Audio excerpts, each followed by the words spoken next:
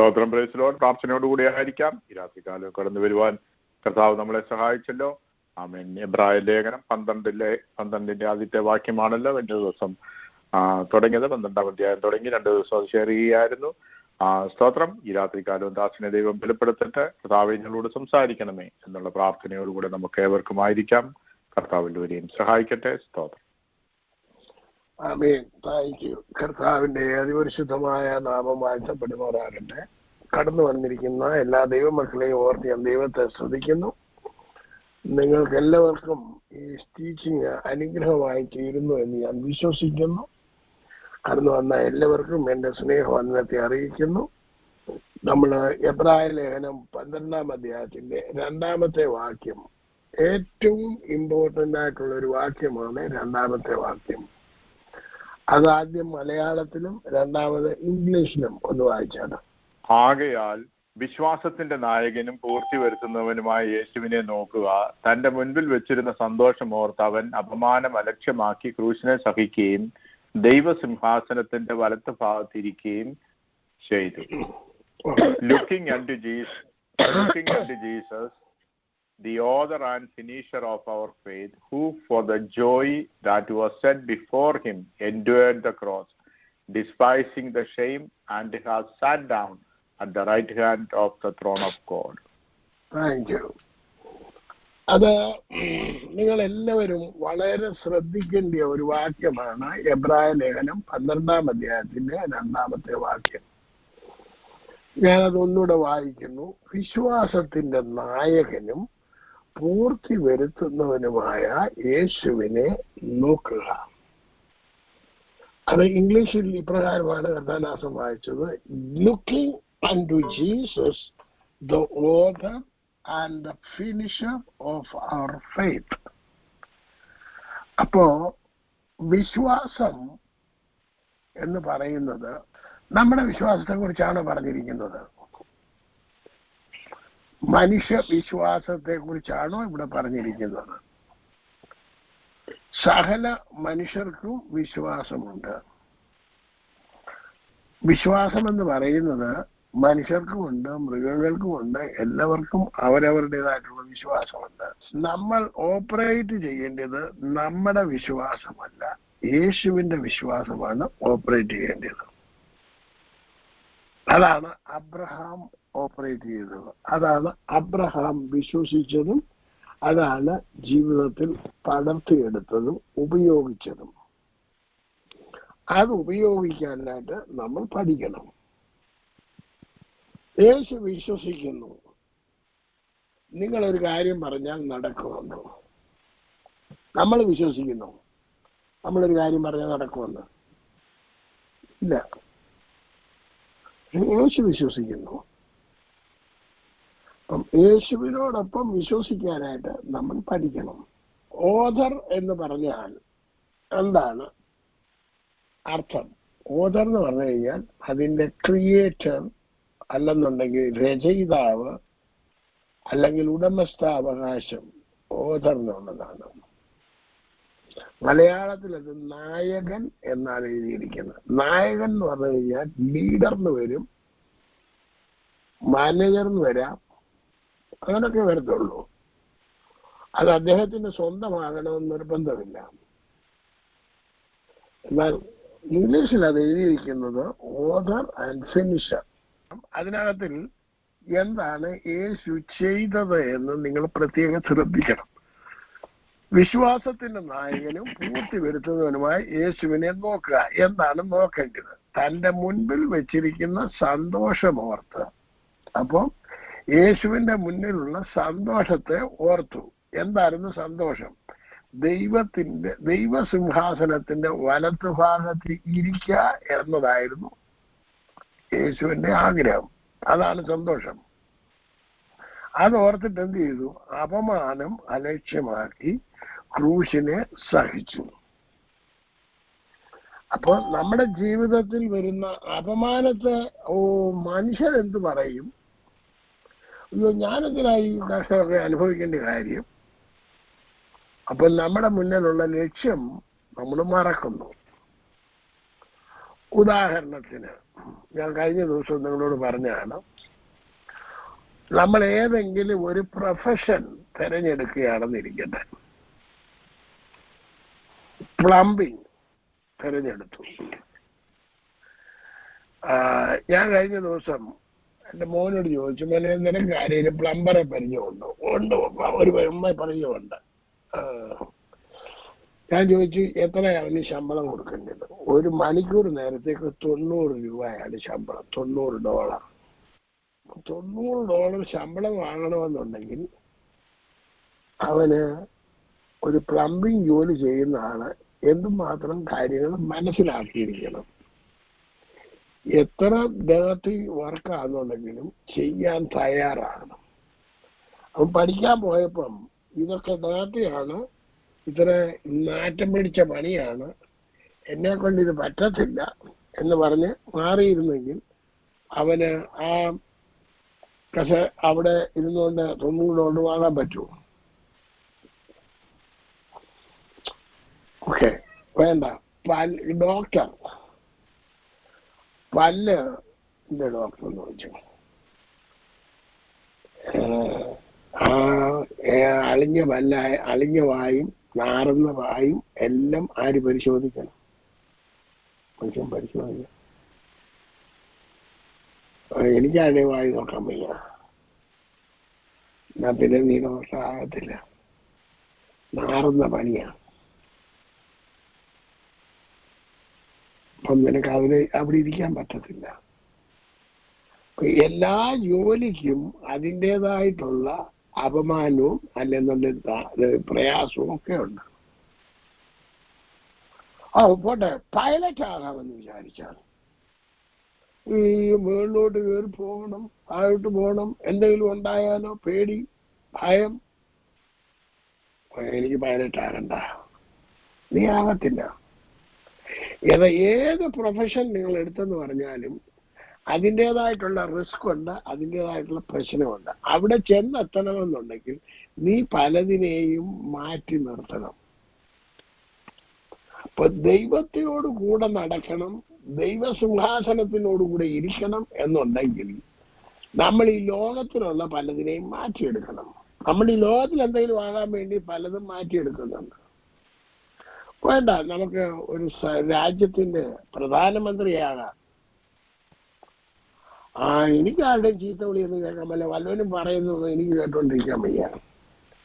എന്തുമാത്രം ആൾക്കാരാണ് ചീത്ത വിളിക്കുന്നതും നമ്മുടെ നാട്ടിലെ മന്ത്രിമാരെയും ഇവരെയൊക്കെ എന്തുമാത്രം ആൾക്കാരെ കുറ്റം പറയുന്നത് പറയത്തില്ലയോ?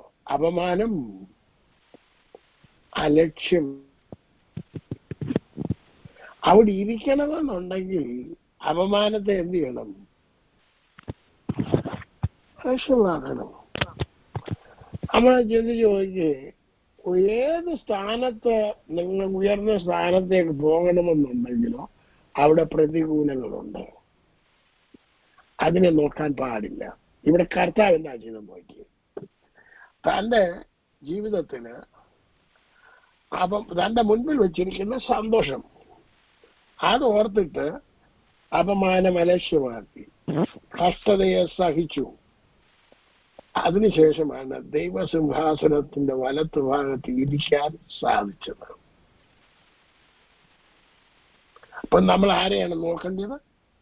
യേശുവിനെ. അതേസമയം ഏറ്റവും കൂടുതൽ ആൾക്കാർ പറയുന്നത് പെന്തക്കോസ്തിലെ ജീവിതം വലിയ പ്രയാസമാണ്, വലിയ കഷ്ടതയാണ്. നാട്ടുകാരെന്തോ പറയും, പള്ളിക്കാർ എന്തോ പറയും. നീ പള്ളിക്കാരുടെ കൂട്ടി നിന്നോ? മക്കളെ, നമ്മൾ ചിലത് സഹിച്ചെങ്കിൽ മാത്രമേ ചിലത് പ്രാപിച്ചെടുക്കാൻ പറ്റത്തുള്ളൂ. ചിലത് കളയാൻ നമ്മൾ തീരുമാനിച്ചെങ്കിൽ മാത്രമേ ചിലത് ഏൺ ചെയ്യാൻ പറ്റത്തുള്ളൂ. നമ്മൾ ചിലതിനെയൊക്കെ കളയണം, വിടണം. വിട്ടെങ്കിൽ മാത്രമേ ചിലർ പുതിയത് നന്മയുള്ളത് പിടിച്ചെടുക്കാനായിട്ട് സാധിക്കത്തുള്ളൂ. ഇത് ലോകപരമായും എല്ലാ ഏറിയായാലും ഇത് തന്നെയാണ് കാര്യം. എനിക്ക് എല്ലാം പ്രാപിച്ചെടുക്കണം, പക്ഷെ എനിക്കൊന്നും കളയാൻ പറ്റത്തില്ല. ഞങ്ങളുടെ നാട്ടിലൊരു പഴഞ്ചൊല്ല് പറയും, കക്ഷത്തിൽ ഇരിക്കുന്നത് പോവുകയും വരുന്നത്, ഉത്തരത്തിൽ ഇരിക്കുന്നത് എടുക്കുകയും വേണം. രണ്ടും കൂടെ നടക്കത്തില്ല. ഒന്നുകിൽ കക്ഷത്തിൽ ഇരിക്കുന്നത് അറിഞ്ഞിട്ട് ഉത്തരത്തിൽ ഇരിക്കുന്നത് എടുക്കണം. ഈ മനോഭാവത്തിൽ വന്നെങ്കിൽ മാത്രമേ പറ്റുകയുള്ളൂ. അത് മാത്രമല്ല, ഞാൻ ഇന്ന് പഠിപ്പിച്ച വേദഭാഗത്ത് എന്നെ ഒത്തിരി ചിന്തിപ്പിച്ചു. അത് ഞാൻ നിങ്ങളെ ഇതിനോടൊപ്പം ഒന്ന് കാണിക്കാനായിട്ട് ആഗ്രഹിക്കുന്നു. 2 ദിനവൃത്താന്തം 25-ാം അധ്യായത്താണ്. അതിന്റെ 1, 2, 3 വാക്യം ഒന്ന് വായിച്ചാണ്. അമസ്യാവ് വാഴ്ച തുടങ്ങിയപ്പോൾ അവൻ 25 വയസ്സായിരുന്നു. അവൻ 29 സംവത്സരം യെരൂശലേമിൽ വാണു. അവന്റെ അമ്മയ്ക്ക് യഹോവദാൻ എന്ന് പേർ. അവൾ യെരൂശലേംകാരത്തിയായിരുന്നു. അവൻ യഹോവയ്ക്ക് പ്രസാദമായുള്ളത് ചെയ്തു, ഏകാഗ്ര ഹൃദയത്തോടെ അല്ലതാനും. ഓക്കെ, അവനങ്ങനെ ദൈവത്തെ സേവിച്ചു. അതിനുശേഷം ഒരു യുദ്ധം ഉണ്ടായി. അതിന്റെ 5 മുതൽ 7 വരെ 8 വരെയുള്ള വാക്യം ഒന്ന് വായിച്ചിട്ട്. എന്നാൽ അമസ്യാവ് യഹൂദയെ കൂട്ടിവരുത്തി എല്ലാ യഹൂദയും ബെന്യാമീനുമായ അവരെ സഹസ്രാധിപന്മാർക്കും ശതാധിപന്മാർക്കും കീഴെ പിതൃഭവനമായി നിർത്തി. 20 വയസ്സ് മുതൽ മേലോട്ടുള്ളവരെ എണ്ണി കുന്തവും പരിചയം എടുപ്പാൻ പ്രാപ്തിയുള്ള ശ്രേഷ്ഠ യോദ്ധാക്കൾ 3 ലക്ഷം എന്ന് കണ്ടു. അവൻ ഇസ്രായേലിൽ നിന്നും 1 ലക്ഷം പരാക്രമശാലികളെ 100 താലന്ത് വെള്ളി കൊടുത്ത് കൂലിക്ക് വാങ്ങി. എന്നാൽ ഒരു ദൈവപുരുഷൻ അവന്റെ അടുക്കൽ വന്ന്, രാജാവേ, ഇസ്രായേലിന്റെ സൈന്യം നിന്നോടുകൂടെ പോരരുത്. യഹോവ ഇസ്രായേലിനോട് കൂടെ എല്ലാ എഫ്രൈമരോടും കൂടെ തന്നെ ഇല്ല. നീ തന്നെ ചെന്ന് യുദ്ധത്തിൽ ധൈര്യം കാണിക്ക. അല്ലാത്ത പക്ഷം ദൈവം നിന്നെ ശത്രുവിന്റെ മുൻപിൽ വീഴ്ചേക്കാം. സഹായിപ്പാനും വീഴിപ്പാനും ദൈവത്തിന് ശക്തി ഉണ്ടല്ലോ എന്ന് പറഞ്ഞു. ഓക്കെ, ഇനി 7-ാമത്തെ വാക്യം നിങ്ങളൊന്ന് ശ്രദ്ധിച്ച്. ഇദ്ദേഹം ഇസ്രായേലിൽ നിന്ന് 1 ലക്ഷം പരാക്രമശാലികളെ 100 താലന്ത് വെള്ളി കൊടുത്ത് കൂലിക്ക് വാങ്ങിയതാണ്. അപ്പം ദൈവത്തിന്റെ ഒരു പുരോഹിതൻ വന്നിട്ട്, അല്ലെ ഒരു പ്രവാചകൻ വന്നിട്ട് പറയാണ്, യജമാനെ, ഈ ഇസ്രായേലിനോട് കൂടെ ദൈവമില്ല. വാ, അപ്പൊ ദൈവജനങ്ങളാണ്, അവരോടുകൂടെ ആരില്ലെന്നാ പറയുന്നത്? ദൈവമില്ല. എഫ്രൈമരോടുകൂടെ ഒട്ടുമില്ല. അതുകൊണ്ട് അവരെ പറഞ്ഞു വിട്ടേര്, നീ തന്നെ യുദ്ധം ചെയ്യുക. അപ്പൊ നമ്മൾ ചില ആൾക്കാരോട് കൂടെ നടക്കും, അയ്യോ അവര് ദൈവത്തെ വിളിക്കുന്നവരെന്തെയ്യോ, പക്ഷെ ദൈവം ഉണ്ടോ ഇല്ലയോ എന്ന് അറിയണം അവരോട് കൂടെ. അതെങ്ങനെ അറിയാൻ സാധിക്കുന്നത്? പ്രവൃത്തി കൊണ്ടറിയാം. കർത്താവ് പറഞ്ഞതുപോലെ പ്രവർത്തിക്കുന്നില്ലെന്നുണ്ടെങ്കിൽ അവരോടുകൂടെ ആരില്ല, ദൈവമില്ല. കർത്താവ് പറഞ്ഞതിന് വിരോധമായിട്ട് അതെങ്ങനെയാ നമ്മൾ അറിയുന്നത്? ബൈബിളാണ് നമുക്കതിന് എന്തോ ഉള്ളത്, എക്സാമ്പിൾ. അല്ല, അവരും ബൈബിളല്ലേ വിശ്വസിക്കുന്നത്? ആണോ അല്ലയോ എന്നെങ്ങനെ അറിയുന്നത്? പരിശോധിച്ച് നോക്കണം. ബൈബിള് നമുക്കെല്ലാം വായിക്കാൻ അറിയാം, പരിശോധിച്ച് നോക്കണം. എങ്ങനെയാണ് പരിശോധിക്കേണ്ടത്? കർത്താവ് പഠിപ്പിച്ചതിന് വിരോധമായിട്ട്. ഒരു ഉദാഹരണം ഞാൻ നിങ്ങളോട് പറയാം. യേശു കർത്താവ് ഭൂമിയിൽ ശുശ്രൂഷിച്ചു വരുന്നുണ്ട്. യേശു കർത്താവിനെ അവരുടെ പുരോഹിതന്മാർക്കും മഹാപുരോഹിതന്മാർക്കും പരീശന്മാർക്കും സാധുക്കർക്കും ആർക്കും യേശുവിനെ ഇഷ്ടമല്ലായിരുന്നു. അങ്ങനെയാണെന്നുണ്ടെങ്കിൽ യേശു, നമ്മൾ ഈ ക്രിസ്തീയ വിഭാഗത്തിലേക്ക് ഒന്ന് തിരിഞ്ഞു നോക്കിയേ, എന്താണ് നമ്മൾ കാണുന്നതും പ്രവർത്തിക്കുന്നതും? യേശു പറഞ്ഞതുപോലെ വല്ലതും ആണോ എന്ന് പരിശോധിക്കുക. അത് അവരവരാണ് പരിശോധിക്കേണ്ടത്. അപ്പം ദൈവമില്ലാത്തവരുടെ കൂടെ നടന്നാൽ പ്രയോജനമില്ല. ഇതെന്നെ ഒത്തിരി ഷോക്ക് ചെയ്തു ഇത് നിന്ന് പ്രസംഗിച്ചുകൊണ്ടിരുന്നപ്പം. അവരെ നമ്മുടെ കൂടെ വേണ്ട, ദൈവം പറയുവാണ്.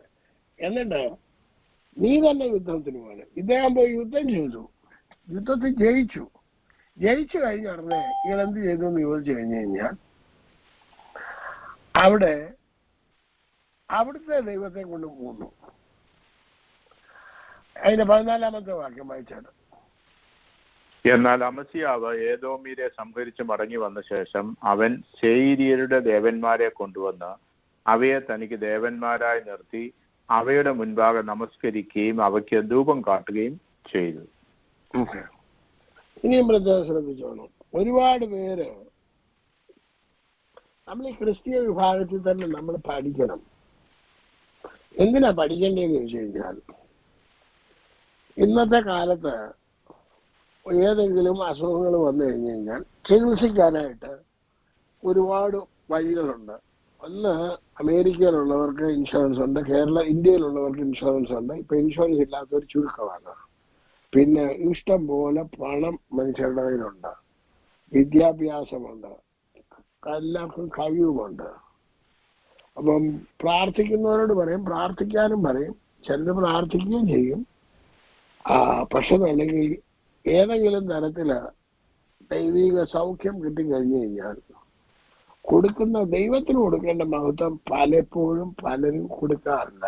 ഉദാഹരണത്തിന്, കർത്താവ് 10 പേർ കുഷ്ഠരോഗികളെ സൗഖ്യമാക്കുകയും ഒരുത്തൻ മാത്രം യേശുവിന്റെ അടുക്കൽ വന്നു. യേശു ചോദിച്ചു, ഞാൻ 10 പേരില്ലയോ സൗഖ്യമായത്, നീ ഒരാൾ മാത്രം വന്നുള്ളല്ലോ, അതും ശമരിയക്കാരുണ്ട്, മറ്റുള്ളവരും വന്നില്ല. ഇന്നത്തെ സ്റ്റേജ് ഇതാണ്. യേശുവിന് കൊടുക്കേണ്ട മഹത്വം കൊടുക്കാതെ അവര് സ്വയം മഹത്വം എടുത്തു, വേറെ രീതിയിലാക്കി. അത് കാരണം ഈ രാജാവിന് പരാജയത്തിന്റെ മേൽ പരാജയമുണ്ടായി. താഴോട്ട് നിങ്ങൾ വായിക്കുന്നുണ്ട്, നിങ്ങൾക്ക് ഒത്തിരി കാര്യങ്ങൾ മനസ്സിലാകും. ഇത് ഞാൻ ഇന്ന് പഠിപ്പിച്ചുകൊണ്ടിരുന്നെ എനിക്കൊരു കാര്യം വളരെ വ്യക്തമായിട്ട് മനസ്സിലായി. അതെന്താണെന്ന് ചോദിച്ചു കഴിഞ്ഞാൽ, അതിന്റെ 18ഉം 19ഉം വാക്യം വായിച്ചോട്ടെ. അതായിരുന്നു ഇന്നത്തെ അതിന്റെ വിഷയം. അസെന്നുള്ള ഞാൻ ഇതിനോടനുബന്ധിച്ച് എന്തുകൊണ്ടാണ് പറയുന്നത് ചോദിച്ചു കഴിഞ്ഞാൽ, നമ്മുടെ വിശ്വാസം, നമ്മള് വിശ്വസിക്കുന്ന ആളിനെ സ്നേഹിക്കാനൂടെ പഠിക്കണം. സ്നേഹമില്ലാത്തടത്ത് നമുക്ക് വിശ്വാസം ഉണ്ടാകത്തില്ല. വായിച്ചു.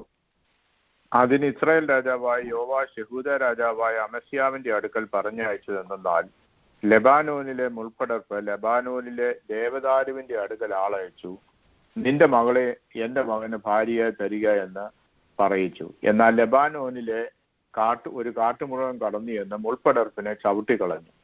ഏദോമിരെ തോൽപ്പിച്ചു എന്ന് നീ വിചാരിക്കുന്നു. വൻപ് പറയുവാൻ തക്കവണ്ണം നിന്റെ മനസ്സ് നെഗളിച്ചിരിക്കുന്നു. വീട്ടിൽ അടങ്ങിപ്പാർത്തുകൊള്ളുക.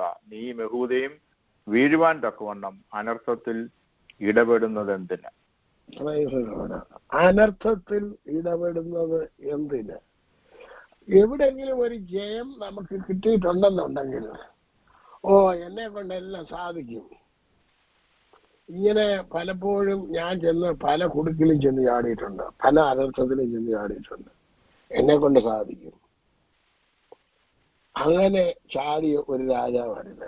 ആവശ്യമില്ലാത്ത, അല്ലെന്നുണ്ടെങ്കിൽ നമ്മുടെ ജീവിതത്തിൽ പ്രശ്നങ്ങൾ ഉണ്ടാകുമ്പോൾ ഓടിച്ചെല്ലേണ്ടത് യേശുവിന്റെ അടുക്കിലേക്കാണ്.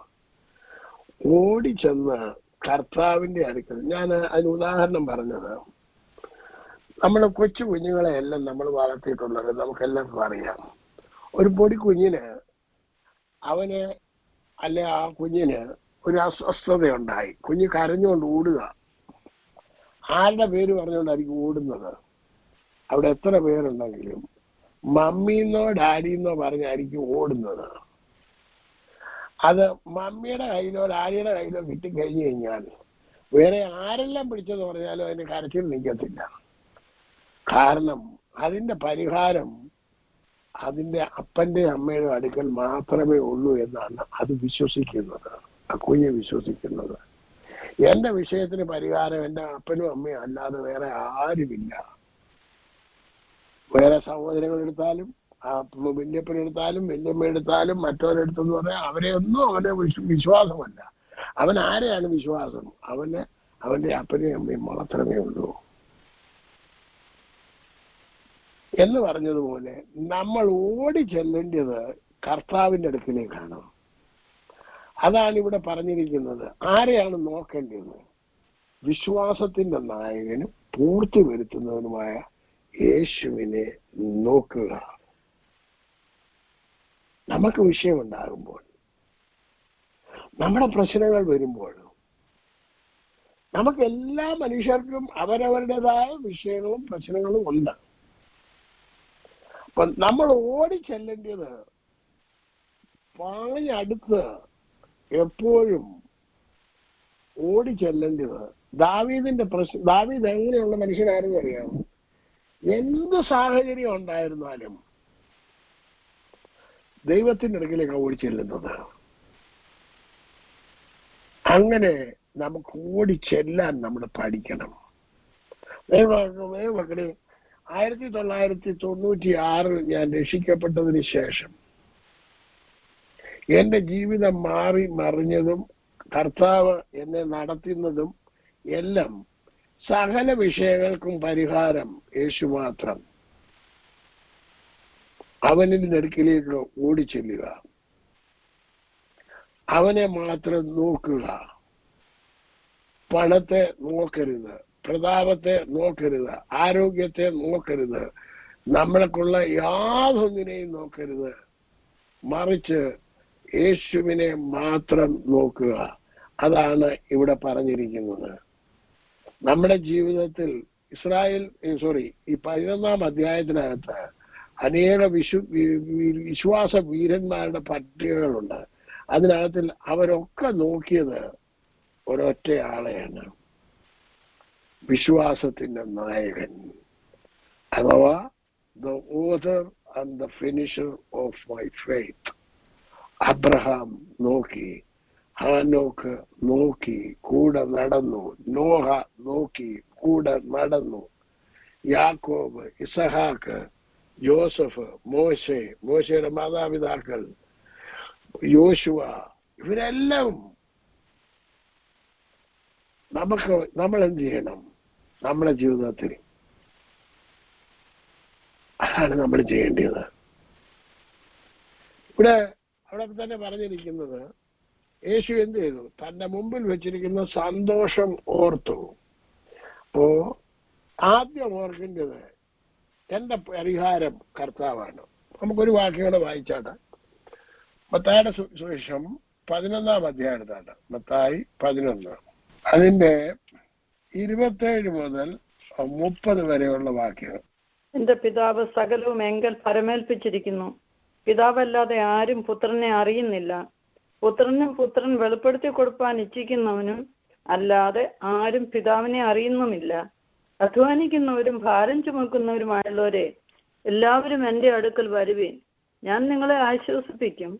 ഞാൻ സൗമ്യതയും താഴ്മയും ഉള്ളവനാകയാൽ എൻ്റെ മുഖം ഏറ്റുകൊണ്ട് എന്നോട് പഠിപ്പീൻ, എന്നാൽ നിങ്ങളുടെ ആത്മാക്കൾക്ക് ആശ്വാസം കണ്ടെത്തും. എൻ്റെ മുഖം മൃദുവും എൻ്റെ ചുമട് ലഘുവുമാകുന്നു. നിങ്ങൾ ആരെല്ലാം ഏതെല്ലാം പ്രതികൂലത്തിൽ കൂടെ പോകുന്നുണ്ടോ സഹോദരങ്ങളെ, യേശുവിനെ നോക്കുക. എബ്രായ ലേഖനത്തിൽ പറഞ്ഞിരിക്കുന്നു. ആ യേശു കർത്താവ് പറയാണ്, എന്റെ പിതാവ് സകലവും എങ്കൽ പരമേൽപ്പിച്ചിരിക്കുന്നു. പിതാവ് സകലതും ആരുടെ കയ്യിൽ ഏൽപ്പിച്ചിരിക്കുക? യേശുവിന്റെ കയ്യിൽ. പിതാവല്ലാതെ ആരും പുത്രനെ അറിയുന്നില്ല. എന്നിട്ട് പറയുകയാണ്, പുത്രൻ വെളിപ്പെടുത്തി കൊടുക്കാൻ ഇച്ഛിക്കുന്നവനുമല്ലാതെ ആരും പിതാവിനെ അറിയുന്നില്ല. ഇന്ന് ഞാൻ നിങ്ങളോട് ചോദിക്കട്ടെ, നിങ്ങൾക്ക് പിതാവായ ദൈവത്തെ പുത്രൻ തമ്പുരാൻ വെളിപ്പെടുത്തി തന്നു? നമുക്ക് ദൈവവചനത്തിന്റെ റെവലേഷൻ നമുക്ക് കിട്ടും. റെവലേഷൻ എന്ന് പറഞ്ഞു കഴിഞ്ഞാൽ വെളിപ്പാട് എന്ന് പറഞ്ഞു കഴിഞ്ഞാൽ നമുക്ക് ദൈവവചനം വെളിപ്പെട്ട് കിട്ടും. എന്താണ് ഈ വെളിപ്പെട്ട് കിട്ടുക എന്ന് പറഞ്ഞു കഴിഞ്ഞാൽ, ഈ 16-ാം അധ്യായത്തിന്റെ മത്തായി 16-ാം അധ്യായത്തിലാണ്. അതിന്റെ 17-ാമത്തെ വാക്യം വായിച്ചിട്ട്, യേശു അവനോട് ബെറിയോന ശിമോനെ, നീ ഭാഗ്യവാൻ, ജഡരക്തങ്ങളല്ല സ്വർഗസ്ഥനായ എന്റെ പിതാവ് അത്ര നിനക്ക് വെളിപ്പെടുത്തിയത്. അപ്പൊ വെളിപ്പെടുത്തി കിട്ടണം. ദൈവവചനം വെളിപ്പെടുത്തി കിട്ടണം. ആര് വെളിപ്പെടുത്തണം? ദൈവം വെളിപ്പെടുത്തി തരണം. പിതാവ് വെളിപ്പെടുത്തി തരണം. അത് എന്തുകൊണ്ടാണ് വെളിപ്പെട്ട് കിട്ടേണ്ടത്? അതുകൂടെ ഞാൻ നിങ്ങളെ ഒന്ന് കാണിക്കാം. സദൃശവാക്യം 25-ന്റെ 2 ഇപ്പം ഞാൻ നിങ്ങളോട് പറയുന്ന വാക്കുകളൊന്നും തന്നെ എന്റെ പ്രിപ്പറേഷനകത്തില്ലാത്തതാണ്. ഞാൻ പ്രിപ്പയർ ചെയ്യാത്ത കാര്യങ്ങളാണ്. ദൈവാത്മാവ് പറയുന്ന രീതിയിലാണ് ഞാൻ നിങ്ങളോട് പറഞ്ഞുകൊണ്ടിരിക്കുന്നത്. അതുകൊണ്ട് ഇതിന്റെ നോട്ട് എന്നോട് ചോദിച്ചു കഴിഞ്ഞാൽ എന്റെ കാണത്തില്ല. നിങ്ങൾ വേണ്ടിവരെ എഴുതിയെടുത്തോണം. ഓക്കെ, വായിച്ചു. കാര്യം മറച്ചു വെക്കുന്നത് ദൈവത്തിന്റെ മഹത്വം, കാര്യം ആരായുന്നത് രാജാക്കന്മാരുടെ മഹത്വം. കാര്യം മറച്ചു വെക്കുന്നത് ദൈവത്തിന്റെ മഹത്വം. അപ്പൊ ദൈവം കാര്യങ്ങളെ എന്ത് ചെയ്യുക? മറച്ചു വെച്ചിരിക്കുകയാണ്. അത് ആരാഞ്ഞ് കണ്ടുപിടിക്കേണ്ട ജോലി ആരുടേതാണ്? നമ്മുടെ ഓരോരുത്തരുടെയുമാണ്. അപ്പം വെളിപ്പെടുത്തി കിട്ടിയില്ല എന്നുണ്ടെങ്കിൽ നിങ്ങൾക്കും എനിക്കും ഒരു പ്രയോജനവും കിട്ടത്തില്ല. അതുകൊണ്ട് ബൈബിള് വായിച്ചാൽ മനസ്സിലാകണമെന്നുണ്ടെങ്കിൽ ആരുടെയെങ്കിലും ഇന്റർപ്രിട്ടേഷനോ ആരെങ്കിലും ഒക്കെ പറഞ്ഞതോ നമുക്ക് വായിച്ചെടുക്കാൻ സാധിക്കും. ഒത്തിരി പേര് എഴുതിയിട്ടുണ്ട്, അതൊക്കെ വായിക്കാൻ സാധിക്കും. അവരുടെ ഇന്റർപ്രിട്ടേഷന് കിട്ടും, അവർക്ക് വെളിപ്പെടുത്തി കൊടുത്തത് കിട്ടും. പക്ഷെ നിനക്കത് വെളിപ്പെടത്തില്ല. അതെന്താ കാര്യം? ദൈവം വെളിപ്പെടുത്താതെ അത് നമുക്കത് പ്രയോജനമായിട്ട് ഭവിക്കത്തില്ല. ഒന്നുകൂടെ പറഞ്ഞുതരാം. ഞാൻ നിങ്ങളോട് പറയുന്ന വചനം എനിക്ക് വെളിപ്പെട്ടതാണ്. പക്ഷെ അത് നിങ്ങൾക്ക് പ്രയോജനമായിട്ട് ഭവിക്കണമെന്നുണ്ടെങ്കിൽ ദൈവം നിങ്ങൾക്കത് വെളിപ്പെടുത്തി തരണം. എങ്കിൽ മാത്രമേ പ്രയോജനമായിട്ട് വരത്തുള്ളൂ. അതുകൊണ്ടാണ് കർത്താവ് പറഞ്ഞത്, അധ്വാനിക്കുന്നവരും ഭാരം ചുമക്കുന്നവരുമായുള്ളവരെ എല്ലാവരും ആരുടെ ചെല്ലണം? എന്റെ അടുക്കൽ വരണം, ഞാൻ നിങ്ങളെ ആശ്വസിപ്പിക്കും. എങ്ങനെ ആശ്വസിപ്പിക്കുന്നത്? അതുകൊണ്ട് നിങ്ങളെ ഒന്ന് കാണിക്കാം. യെശയ്യാപ്രവചനം 66-ന്റെ 12-13 യഹോവ ഇപ്രകാരം അരുളി ചെയ്യുന്നു, നിങ്ങൾക്ക് കുടിപ്പാൻ വേണ്ടി ഞാൻ അവൾക്ക് നദി പോലെ സമാധാനവും കവിഞ്ഞൊഴുകുന്ന തോട് പോലെ ജാതികളുടെ മഹത്വവും നീട്ടിക്കൊടുക്കും. നിങ്ങളെ പാർശ്വത്തിൽ എടുത്തുകൊണ്ട് നടക്കുകയും മുഴങ്കാലിന്മേലിരുത്തി ലാളിക്കുകയും ചെയ്യും. അമ്മ ആശ്വസിപ്പിക്കുന്നത് പോലെ ഞാൻ നിങ്ങളെ ആശ്വസിപ്പിക്കും. നിങ്ങൾ യെരൂശലേമിൽ ആശ്വാസം പ്രാപിക്കും. അത് കണ്ടിട്ട് നിങ്ങളുടെ ഹൃദയം സന്തോഷിക്കും. നിങ്ങളുടെ അസ്ഥികൾ ഇളം പുല്ല് പോലെ തഴയ്ക്കും. യഹോവയുടെ കൈ തന്റെ ദാസന്മാർക്ക് വെളിപ്പെടും. ശത്രുക്കളോട് അവൻ ക്രോധം കാണിക്കും. മതി.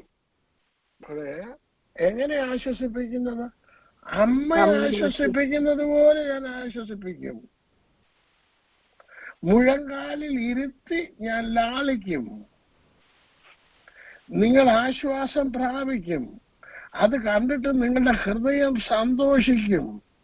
നിങ്ങളുടെ അസ്ഥികൾ ഇളം പുല്ലുപോലെ തഴയ്ക്കും. എത്ര പേര് ആഗ്രഹിക്കുന്നു? യേശു പറയുകയാണ്, അധ്വാനിക്കുന്നവരും ഭാരം ചുമക്കുന്നവരുമായുള്ളവരെ എല്ലാവരും എന്റെ അടുക്കൽ വരുവീൻ. വിശ്വാസത്തിന്റെ നായകനും പൂർത്തി വരുത്തുന്നവനുമായ ക്രിസ്തു യേശുവിനെ നോക്കുക. ഞാൻ സൗമ്യതയും താഴ്മയും ഉള്ളവനാകയാൽ എന്റെ മുഖം ഏറ്റുകൊണ്ട് എന്നോട് പഠിപ്പീൻ. ലോകത്തിൽ 2 മുഖമുണ്ട്. ഒന്ന് ഇരുമ്പ് മുഖം, അത് പിശാച് വെക്കുന്നത്. നമ്മൾ ഏതെങ്കിലും ഒരു മുഖത്തിന് കീഴിലായിരിക്കും. ഒന്നുകിൽ യേശുവിന്റെ മുഖത്തിന് കീഴിലോ അല്ലെന്നുണ്ടെങ്കിൽ ശത്രുവിന്റെ മുഖത്തിന് കീഴിലോ. ഏത് മുഖമാണ് നിങ്ങൾക്ക് വേണ്ടിയത്? അത് അവരവരാ തീരുമാനിക്കേണ്ടത്. നീ ഒരുപാട് സമയം ദൈവവചനം പഠിക്കാനും പഠിപ്പിക്കാനും ഉപയോഗിക്കുന്നു. എനിക്ക് കർത്താവിന്റെ മുഖം വേണം.